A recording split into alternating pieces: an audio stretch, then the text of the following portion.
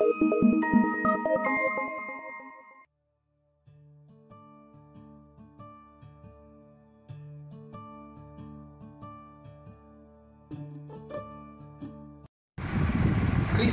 యందు ప్రియులారా, దేవుని బిడ్డలారా, విశ్వాసులారా, తపస్కాలము 4వ ఆదివారంలోకి ప్రవేశించాము.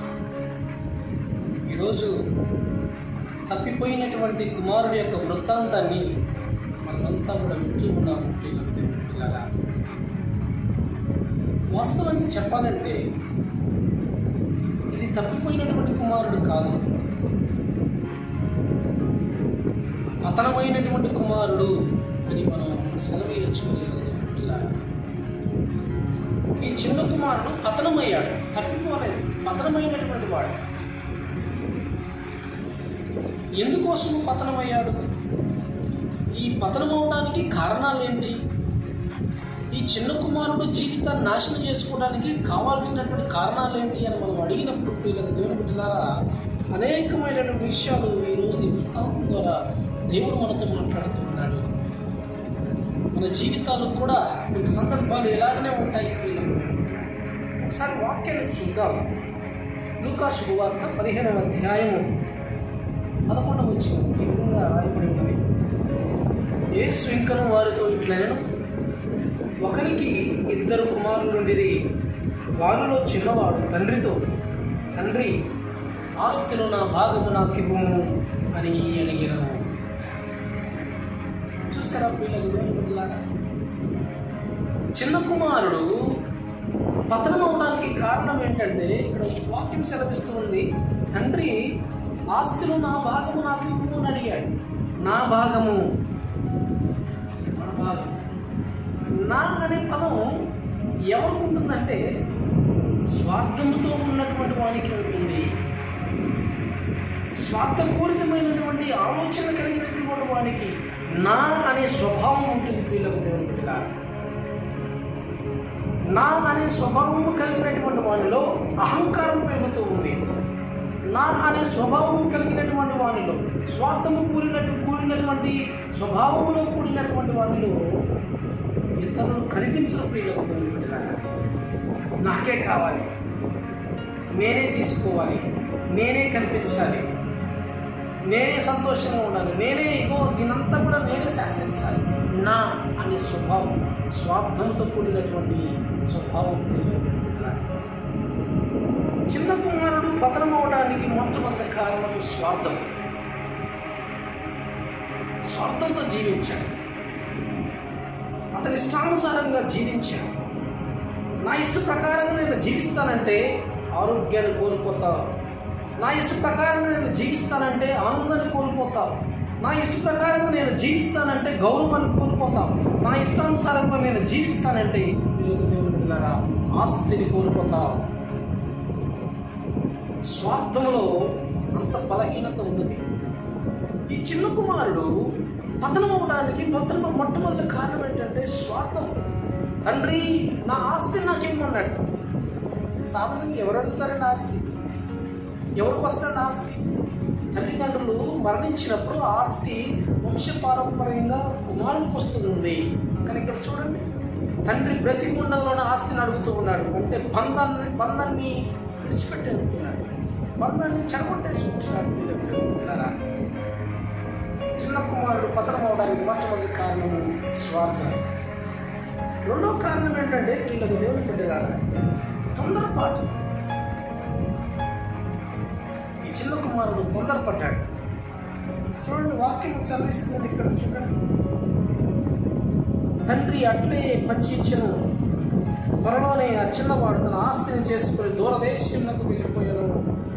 వెంటనే తీసుకున్నాడు ఆ ఆస్తిని, వెంటనే తీసుకున్నాడు ఆస్తి. తొందరపాటు, అన్ని విషయాల్లో తొందరపడ్డాడు. పిల్లలు దేవుడు స్వార్థంతో జీవించాడు కాబట్టి తన యొక్క జీవితాన్ని పతనాన్ని చేసుకున్నాడు. రెండవది తొందరపాటు. గ్రంథము బోధిస్తూ ఉంది, దావీదు రాజుకు ఒక కుమారుడు ఉన్నాడంటే, అతని పేరే అబ్షలోము. అబ్షలోము దావీదు మహారాజు జీవించినప్పుడే అతనికి సింహాసనాన్ని అధిరోహించాలని పన్నగం కట్టాడు అబ్షలోము. తొందరపడ్డాడు. తొందరపడ్డాడు అబ్షలోము. వాక్యము బోధిస్తుంది ప్రియులకు దేవుని బిడ్డలారా, అబ్షలోము జీవితం నాశనం చేసుకున్నాడు తన యొక్క తొందరపాటు వలన. మనిషి జీవితంలో తొందరపాటు ఉండకూడదు. ఆలోచన జ్ఞానము కలిగినటువంటి వారమై ఉండాలి. వాస్తవానికి చెప్పాలంటే దేవుడు ప్రతి మానవుని 4 దృక్పథాలతో సృష్టించాడు. ఒకటి విచక్షణ జ్ఞానము, రీజనింగ్ కెపాసిటీ. తొందరపడకూడదు. ఆలోచింపగలిగినటువంటి దృక్పథం ఉండాలి. నేనేం చేస్తూ ఉన్నాను, నేనేం మాట్లాడుతూ ఉన్నాను, నా నడవడిక ఎలా ఉన్నది, నా జీవితం ఎలా ఉన్నది అని ఆలోచించే తత్వాన్ని దేవుడు మనకి ఇచ్చాడు. ఈ ప్రపంచంలో ఏ జంతువుకు ఇవ్వలేదు ప్రియులకు దేవుడు.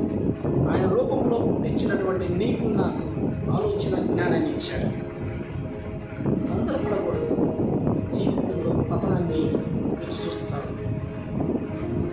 సృజనాత్మకత, క్రియేటివిటీ దేవుడు మనకి ఇచ్చాడు. సృజనాత్మకమైనటువంటి తెలివిని ఇచ్చాడు.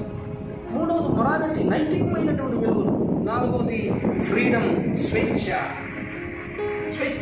స్వేచ్ఛలో జీవించాలి. దేవుడు నిన్ను బంధించి వేయలేదు ప్రియులకు దేవుడు పెట్టిన. విచక్షణ జ్ఞానముతోటి, సృజనాత్మకమైనటువంటి తెలివితోటి, నైతికమైనటువంటి విలువలతోటి, ఈ స్వేచ్ఛ అనే ఈ భావనలతో మనం కడగాలని దేవుడు ఆశపడుతున్నాడు, కానీ తొందరపడాలని కాదు. ఈ చిన్న కుమారుడు పతనం అవడానికి మొట్టమొదటి కారణం స్వార్థం అయితే, ఇంకొక కారణం తొందరపాటు. వెంటనే తన ఆస్తిని తీసుకుని వెళ్ళిపోయాడు. ఎక్కడికి వెళ్ళాడు? దూరదేశంలోకి వెళ్ళిపోయాను అని వాక్యం సెలవిస్తుంది. అంటే 3వ కారణము ప్రియులకు దేవుడు పెట్టారా, గురి గమ్యము లేనటువంటి వాడు. డబ్బులు తీసుకున్నాడు, కానీ ఎక్కడికి వెళ్ళాడో వాక్యం సెలవించట్లేదు. ఏ స్థలానికి వెళ్ళాడో వాక్యం సెలవించట్లేదు. దూరదేశంలోకి వెళ్ళిపోయాడు. గురి గమ్యం లేనటువంటి వాడు. నా ప్రియ సహోదరి సహోదరుడా, చాలామంది అనుకుంటూ ఉంటారు ఈ సమాజంలో, డబ్బుతో ఏదైనా చేయగలను, అధికారంతో ఏదైనా చేయగలను, నాకున్నదంతా నేను ఏదైనా చేయగలను అనుకుంటూ ఉంటారు ప్రియులకు దేవుని పెట్టారా. అయితే నువ్వు పొరపడినట్లే. దేవుని యొక్క సహాయం లేకపోతే మనం ఏమీ చేయలేము. గురి గమ్యము లేనటువంటి వాడు చిన్న కుమారుడు. అందుకే జీవితంలో పతనమైపోయాడు. స్వార్థముతో ఉన్నాడు కాబట్టి పతనమైపోయాడు. తొందరపడ్డాడు కాబట్టి పతనమైపోయాడు. 3వది ప్రియులకు దేవుని బిడ్డలారా, గురి గమ్యము లేనటువంటి వాడు. ఒక దిశ కలిగినటువంటి వాడిగా ఉండాలి. పౌలు మహర్షి అంటాడు, మనమంతా కూడా పరలోక వాసులం, దేవుని బిడ్డలం. ఆయనకు అమూల్యమైనటువంటి రక్తం చేత కడగబడి ప్రోక్షణను గావించబడినటువంటి వాళ్ళు కొన్నాడు. అది మనం విమోచించాడు దేవుని బిడ్డలారా. మన గురి, మన గమ్యము యేసయ్యే కావాలి ప్రియులకు దేవుని బిడ్డలారా. ఈ 4వ ఆదివారం రోజున దేవుడు ఇదే మనం అడుగుచున్నాడు. ఈ తపస్కాలంలో, ఈ దీవెన కాలంలో, ఈ చిగురిస్తున్నటువంటి ఈ కాలంలో, ఈ ఆశీర్వాద కాలంలో దేవుడు అదే అడుగుతున్నాడు. నీ గురి, నీ గమ్యము యేసయ్యే ఉండాలి. స్వార్థాన్ని విడిచిపెట్టాలి. నిస్వార్థమైనటువంటి జీవితంలో జీవించాలి. తొందరపడకూడదు. విచక్షణ జ్ఞానంతో పెరగాలి. ప్రియులకు దేవుని బిడ్డలారా, గురి కలిగినటువంటి వాడై ఉండాలి. ఈ చిన్న కుమారుడు పతనం అవడానికి కారణాలు ఇవే. స్వార్థంతో జీవించాడు, అందుకే పతనమయ్యాడు. తొందరపడ్డాడు, అందుకోసమే పతనమైపోయాడు.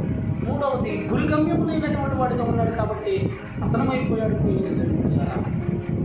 4వ కారణం ఏమిటంటే చూద్దాం. ఇక్కడ 4వ కారణం వాక్యం పోషిస్తుంది. 4వ కారణం చెడు నిర్ణయాలు, బ్యాడ్ డిసిషన్స్. ఈ చిన్న కుమారుడు చెడు నిర్ణయాలు నేను తీసుకున్నాడు కాబట్టి జీవితంలో పతనమైపోయాడు. ఈ చెడు నిర్ణయాల వలన బంధాన్ని తెంచుకున్నాడు. ఈ చెడు నిర్ణయం వలన దూరదేశంలో తెలియనటువంటి స్థలానికి వెళ్లాల్సి వచ్చింది. ఈ చెడు నిర్ణయం వలన ఆస్తిని అడగాల్సి వచ్చింది. చెడు నిర్ణయాలతోటి, చెడు బుద్ధితోటి, చెడు ఆలోచనలతోటి మన జీవితంలో పతనాన్ని చూస్తాము. చెడు ఆలోచన కలిగినటువంటి వారం అయితే ప్రియులకు దేవుని బిడ్డలారా, వాక్యం ఘోషిస్తుంది. అపవాదికి స్థలం ఇచ్చినట్లే, నువ్వు అపవాదికి స్థలం ఇచ్చినట్లే. చెడు ఆలోచనలు, దుర్బుద్ధి కలిగినటువంటి వాడు సంఘంలో పెరగలేడు. దుర్బుద్ధి కలిగినటువంటి వాడు సమాజంలో పెరగలేడు. దుర్బుద్ధి కలిగినటువంటి వాడు తన జీవితంలో పతనాన్ని చూస్తాడు. ఈ చిన్న కుమారుడు జరిగినది ఇదే ప్రియులకు దేవుని బిడ్డలారా. ఎందుకు ఈ చిన్న కుమారుడు పతనమయ్యాడంటే స్వార్థము, తొందరపాటు, గురి గమ్యం లేనటువంటి వాడు. 4వది ప్రియులకు దేవుని బిడ్డలారా, చెడు నిర్ణయాలు. ఈ చెడు నిర్ణయాల మూలాన ఈ చిన్న కుమారుడు జీవితంలో పతనమైపోయాడు. అందుకే మనమంతా అంటున్నాం, తప్పిపోయినటువంటి కుమారుడు, గాడిలో నుంచి తప్పిపోయినటువంటి వాడు, సరి అయినటువంటి మార్గములో నుంచి తప్పిపోయినటువంటి వాడు, దేవుని యొక్క మార్గము నుండి తప్పిపోయినటువంటి వాడు. అది ఈరోజు నేను మీతో పంచుకుంటున్నాను. తప్పిపోవటమే కాదు, పతనమయ్యాడు. వాక్యము ఘోషిస్తూ ఉంది. చూడండి ఏముంటుందో చూడండి. ఇక్కడ ఏముంటుందంటే వాక్యము 16వ వచనం, 15వ అధ్యాయం లూకా శుభవార్త 15వ అధ్యాయం 16వ వచనం, వాడు పందులు తినే పుట్టు దగ్గరికి వెళ్ళి కడుపు నింపుకొనెను. చూసారా, పతనమైపోయాడు, జీవితాన్ని కోల్పోయాడు. ప్రియులకు దేవుని బిడ్డలారా, యూదుల ఆచార ప్రకారం ఈ యొక్క పందులు అనే పదాన్ని కూడా వాడటానికి అసహించుకుంటారు. మరి ఈ వ్యక్తి ఆ స్థలానికి వచ్చాడంటే ఎంత ఘోరాతి ఘోరమైనటువంటి పతనంలోకి వచ్చాడో ఆలోచించండి. కానీ చూడండి, చిన్న కుమారుడు ఈ విధంగా దూరం అయిపోతే ఇంకొక కుమారుడు ఉన్నాడు, పెద్ద కుమారుడు. అతను ఏం చేశాడంట? లూకా శుభవార్త 15వ అధ్యాయం 27వ వచనంలో అతను సేవకుడు వచ్చి, నీ తమ్ముడు వచ్చి ఉన్నాడు అని చెప్పిన వెంటనే అతను కోపగించుకున్నాడు, అసహించుకున్నాడు. కోపం. ఈ వ్యక్తి ఇంకొక విధంగా దేవుని యొక్క మార్గం నుండి పక్కకు తొలగాడు.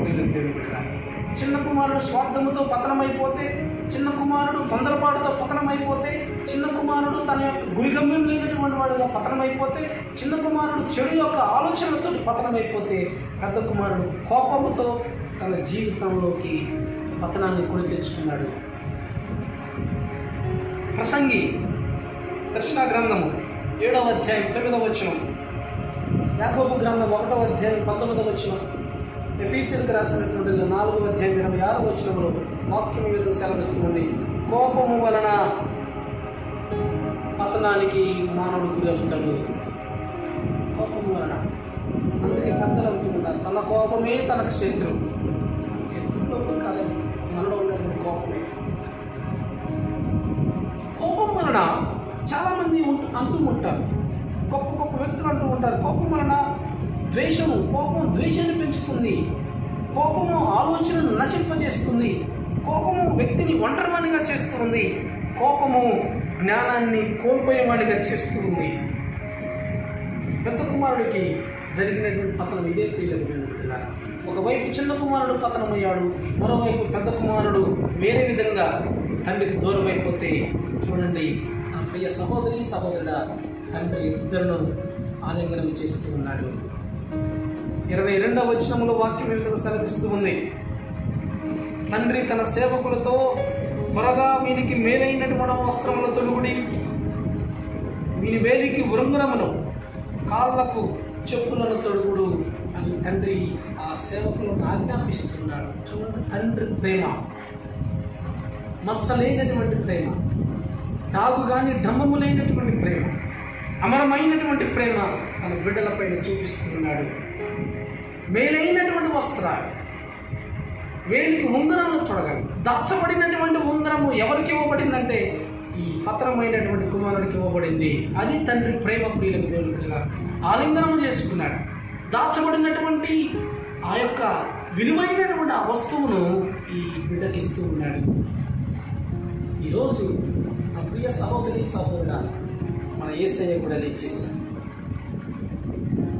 మన జీవితాలు పతనమైపోయాయి, మన జీవితాలు నాశనం అయిపోతే నీ కోసం నా కోసం శిల్వ యాగంలో ఆయన దాచబడినటువంటి ఆ దైవ రాజ్యాన్ని మనందరికీ కూడా ప్రసాదిస్తున్నాడు. ఆ విలువైనటువంటి ఆశీర్వాదాన్ని మనందరికీ ఇస్తూ ఉన్నాడు. ఆలింగనం చేస్తూ మనందరిని అడుగుతున్నాడు, నా బిడ్డ చిరకాలము ఆనందంగా ఉండాలి, చిరకాలము సంతోషంగా ఉండాలని దేవుడు కోరుతున్నాడు. చిన్న కుమారుడు వలె మనం కూడా మన జీవితాల్లో పతనమైపోయాం. స్వార్థముతో కూడినటువంటి ఆలోచనలతో పతనమైపోయాం. తొందరపాటుతో మన జీవితాల్లో పతనమైపోయాం. గురి గమ్యం లేనటువంటి అని వలె మనం కూడా జీవితాన్ని పతనం చేసుకున్నాం. చెడు ఆలోచనలతోటి, దుర్మార్గమైనటువంటి ఆలోచనలతోటి మన జీవితాలను కూడా పతనం చేసుకున్నాం. అయితే ఈరోజు దేవుడు మనకు గొప్ప ఊరటిస్తున్నాడు, గొప్ప భరోసా, మేలైనటువంటి ఆ దైవరాజ్యాన్ని మనం కూడా ప్రాప్తింపజేస్తున్నాడు. దైవరాజ్యము కేవలం పునీతులకే కాదు, ప్రతి పాపాత్ముడికి ఆ స్థలంలో ఉంది. ఆ స్థలములో మనందరూ కూడా చోటు ఉందని దేవుడు మనందరూ కూడా ఈరోజు మాట్లాడుతున్నాడు. ఇప్పుడు పిల్లలకు దేవుడు బిడ్డలారా, దేవుని చెంత పోదాం, జీవితంలో ఆనందాన్ని సంతోషాన్ని అనుభవించుదాం, ఆ నిండైనటువంటి జీవితాన్ని మనం పొందుకుందాం. ఈ వాక్యం మనందరినీ జీవింపచేయుగాక. పిత పుత్ర పరిశుద్ధాత్మ నామమున ఆమేన్.